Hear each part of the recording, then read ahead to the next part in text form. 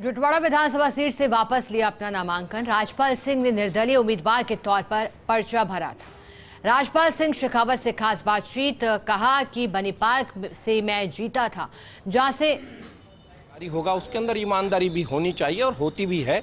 अमूमन कोई ना कोई मामले जब सामने आ जाते हैं तो चीज़ें अलग हो जाती है, लेकिन राजपाल सिंह शेखावत को लेकर कोई भी कह सकता है कि राजनीति में ईमानदारी का पर्याय है।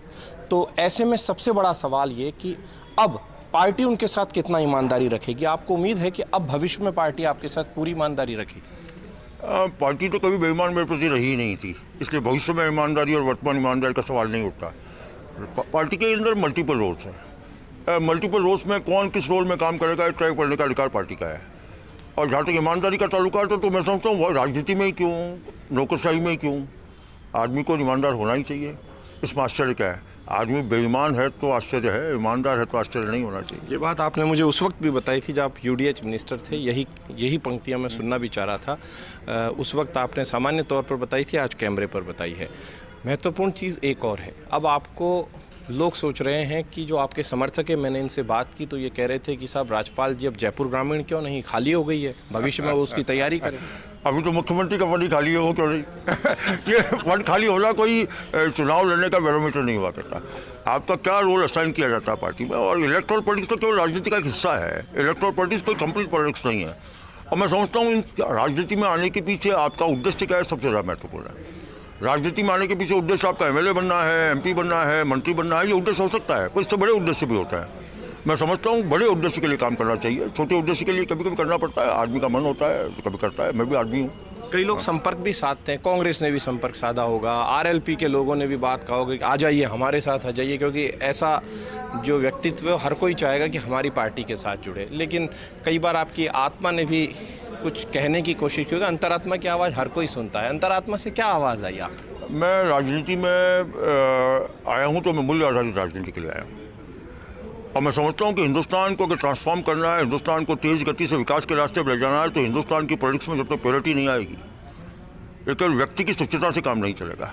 हिंदुस्तान की पॉलिटी में जब तक सच्चता नहीं आएगी, एफिशिएंसी नहीं आएगी, कॉम्पिटेंस नहीं आएगी, डेडिकेशन नहीं आएगा, तब तक इस देश का भला नहीं हो सकता।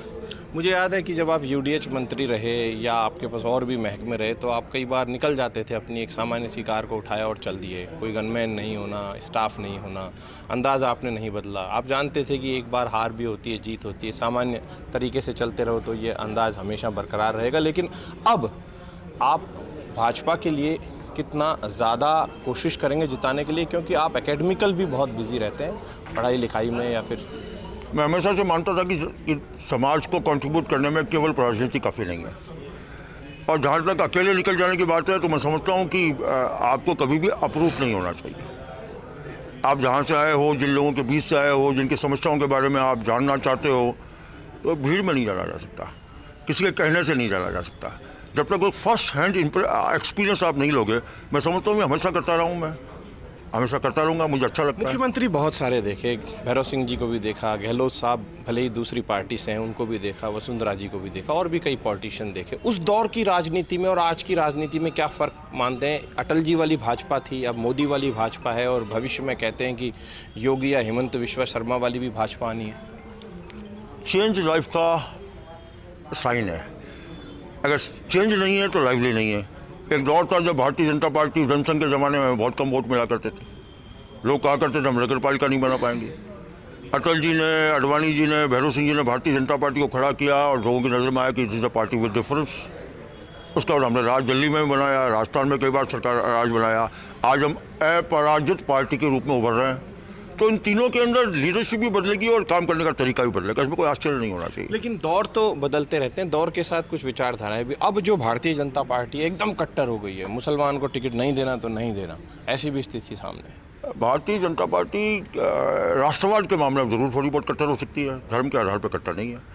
और राष्ट्रवाद पे किसी देश का, किसी स्टेट को, जो सोवरेन स्टेट है, उस स्टेट का अपना एक करेक्टर है, और जब तक उस कंट्री के अंदर नेशनलिज्म नहीं है, वो कंट्री बहुत लंबे टाइम तक सर्वाइव नहीं करता। अब इसराइल को देख रहे हैं, सर्वाइव कर रहा है, तो छोटा सा देश इसलिए सर्वाइव कर रहा है कि नेशनलिस्टिक स्पिरिट है लोगों में। तो किसी पार्टी के द्वारा नेशनलिज्म को सपोर्ट करना, प्रमोट करना, मैं समझता हूँ कंट्री को प्रमोट करना। एक आखिरी सवाल और, आप क्षत्रिय हैं तो क्षात्र धर्म की भी बात होती है, और राजनीति और क्षात्र धर्म दोनों को जोड़ा जाए तो आप क्या कहेंगे अपने शब्दों के माध्यम से? छात्र धर्म हमेशा धर्म युद्ध की बात करता है, धर्म की स्थापना की बात करता है। वो युद्ध की भी वकालत युद्ध के लिए नहीं करता, राज के लिए नहीं करता, धर्म की स्थापना के लिए करता है। और धर्म की स्थापना क्या है? वही मूल्य आधारित राजनीति, वैल्यू ओरिएंटेड पॉलिटिक्स। उसी के लिए मैं खड़ा हूँ। मैं सोचता हूँ कि पूरा क्षत्रिय हूँ।